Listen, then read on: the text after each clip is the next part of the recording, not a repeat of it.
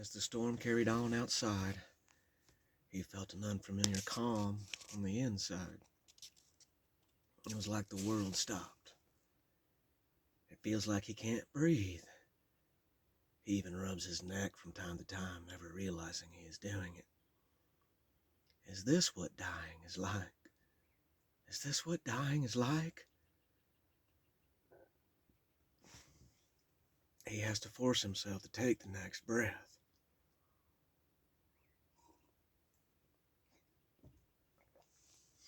He does, reassuring himself that he can actually do it.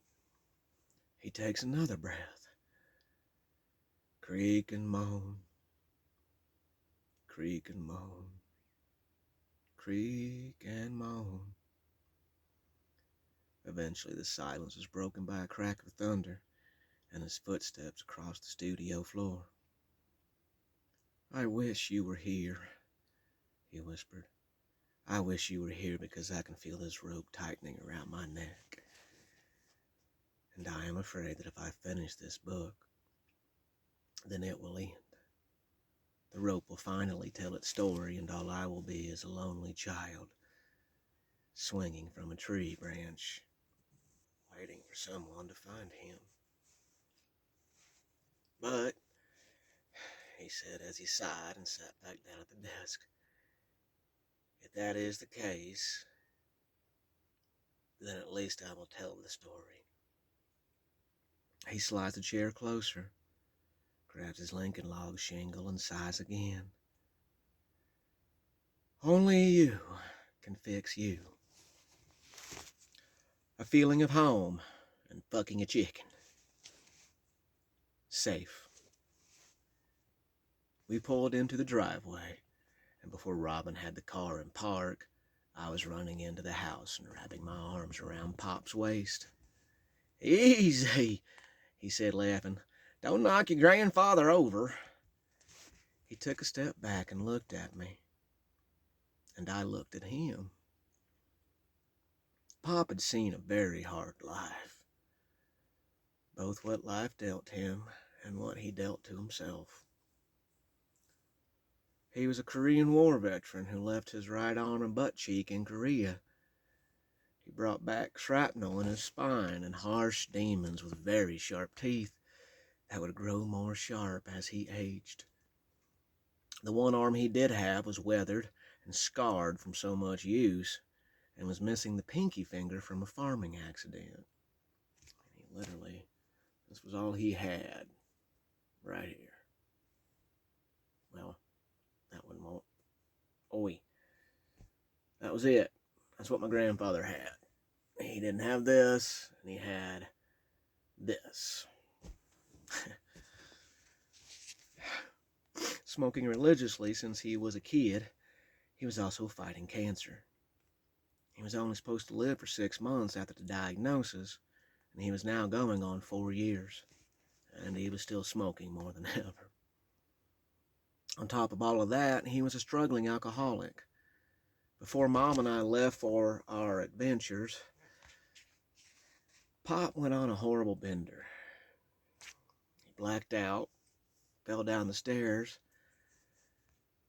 and almost died from a brain hemorrhage. I'll never forget that. Mom was so fucked up all the time, he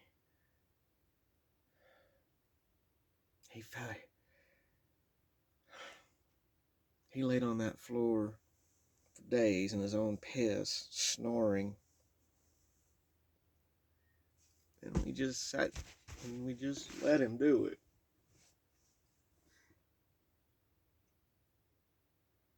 Mom's such a fucked up mess herself.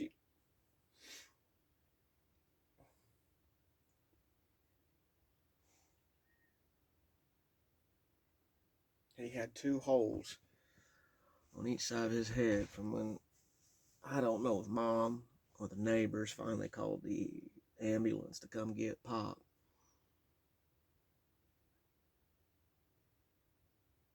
He had 2 holes where they had to drill to release the pressure. The doctors drilled 2 holes on each side of his head to release the pressure, and he spent quite a long time in the hospital. He finally came out sober, far more frail than when he went in.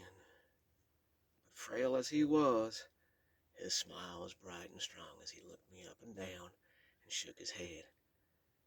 "You look like a skinny girl with all that hair. Get in the car. Time to make you look like a man." I was home. Pop's driving was unique, and I'm being very generous when I say that. He was a menace on the road.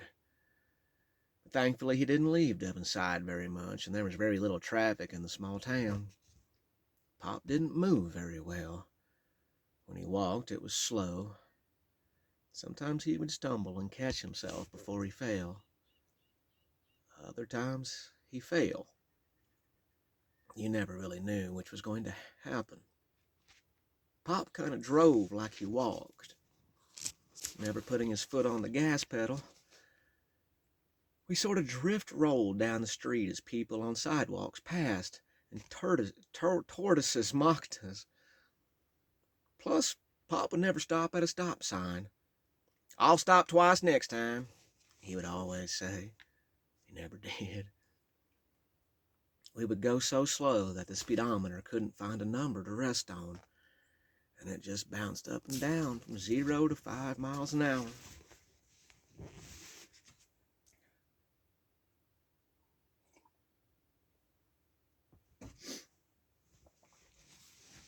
I could have walked to the barbershop faster, but eventually we made it. Devonside's barbershop was ran by one Nick Perkins. Not only was he the only barber in town, but he also took bets for practically anything you could bet on. He held local poker games in the back room on Friday and Saturday nights. And oh yeah, he gave the same haircut no matter what. Every kid in Devonside had the same bowl-type cut, and at no extra cost, a pair of crooked bangs to go with it. It was clockwork that at the critical moment when Nick was focusing on making sure those bangs were straight, someone would just ask Nick a gambling question. Scissor steel in motion, he would turn to answer, and snip, snip, snip, here came the crooked bangs. Every fucking time. After not really parallel parking and not parking straight, but somewhere in between, Pop and I walked into the barber shop. Pop was beaming with pride as everyone saw me standing next to him. I was greeted with smiles and pats on the back, and there were comments of how I turned into a girl when I was away, but they were said with laughter and smiles. Nick put the board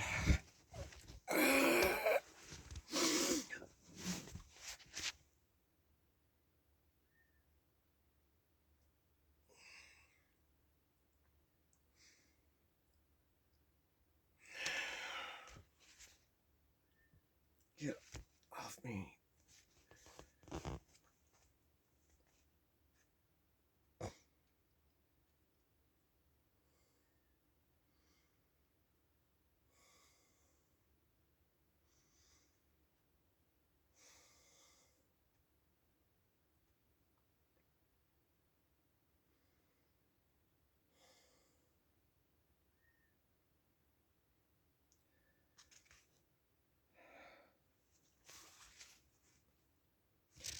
Nick put the board up on the chair.